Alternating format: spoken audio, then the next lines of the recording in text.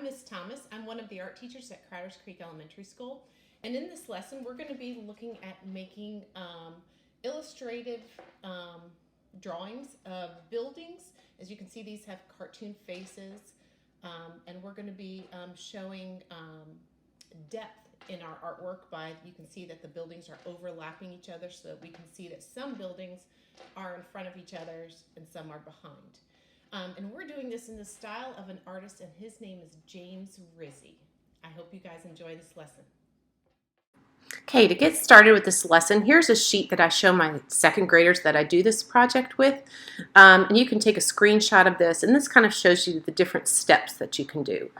And then here's another sheet that shows you some of the faces that you can add to the buildings, and you can change it up. You can use some of the eyes, nose, mouths, and you can change it up and stuff and make your own faces or come up with some that are completely your own. Okay, so to get started, what we're going to do is we're going to start by drawing some rectangle buildings, and you can do it with pencil. I'm doing mine with Sharpie marker just so that it'll be easier for you to see.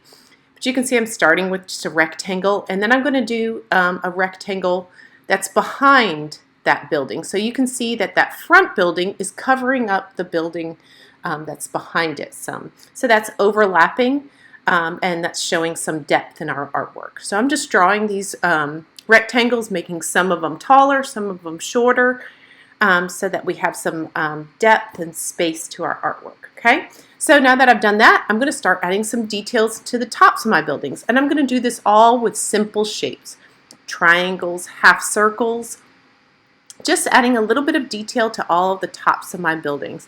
And you can see here I should have, if I had used pencil right there, I would have been able to do something different, but if you do pencil, you will be able to erase. So I'm just adding details, half circles, lines to the tops of my buildings just to add a little bit more interest and detail. Now I'm going to go in and I'm going to start making some faces to my buildings. So you can come up with some of your own. You can use some of that ideas from the sheet that I showed in the beginning of this. And like I said, you can take a screenshot of that. That can help you if you want to refer to it. I'm sorry. And just draw different faces. Think of different expressions, like what your eyebrows do when you make a face. And obviously these are not realistic faces. These are kind of like cartoon, illustrative looking faces. Okay? So I add some mad faces. You can make some look like girls, some look like boys. Add some eyelashes, nose. Think of eyebrows. Think of faces that are happy, think of faces that are sad, mad, whatever kind of detail. You can see that I'm coloring in the inside of the mouth that would be kind of shadowed, that you wouldn't be able to see. Add some teeth, make some of your eyes bigger than others, the mouth open, some crazy teeth, all kinds of different shapes. And you can see that I'm just using simple shapes to create that. Now I'm adding a little bit more detail to my buildings, adding some doors and windows. You can make curved doors, rectangles, squares, curved windows. And as most like tall skyscraper buildings, they have lots of windows. So you can make some windows big, some windows rectangles, some squares. You know, come up with your own ideas for different kinds of windows, and you can see they're just simple shapes by doing this. And I would love to be able to see what you guys come up with as you're working on these. So I'd love for you to send me a copy, send me a picture of what you're doing in my email. That would be so wonderful because I miss you all. So I'd love to see as you guys are working on these. Okay, so now to add color to this, what I'm doing, you can do it in all kinds of different ways, whatever kind of supplies you have.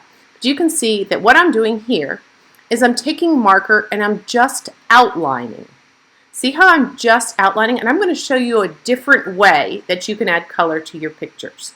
Okay, so you can color this in with crayons if you want, colored pencils, color it all the way with marker. But this is just one way that's kind of a little bit different, that we're going to make some magic happen to our picture by we're going to be adding water to it. So we're going to turn these markers into paint. Okay, so with the paintbrush, you can see I just outlined with the marker, and now I'm adding water. Just going over that edge of that marker and you're going to turn that marker into paint. And that kind of blends that color. So you can see that the darker edges of your buildings are a little bit darker, and then it's a little bit lighter of that color, or a different value of that color. Okay, so you can see I sped up this video so we're not having to sit and watch me do it, but I just added water. And then to the different details at the top of my buildings, like I said, if you had markers, if you have crayons, if you have colored pencils, whatever kind of medium that you have at home, you can color in those details. So I'm just going to color mine in with crayons. So I'm kind of doing different colors to kind of complement, contrast with the different colored buildings. Color them in however you want to color it. Make it nice and bright in color, because if you look up James Rizzi's work, they're very bright and colorful. So now I'm just adding in the sky, coloring it in lightly with light blue. And here's my email address for you to send me a copy of your artwork that after you complete it. I would love to see what you're doing, and I miss you all. Bye. I hope you enjoyed this lesson.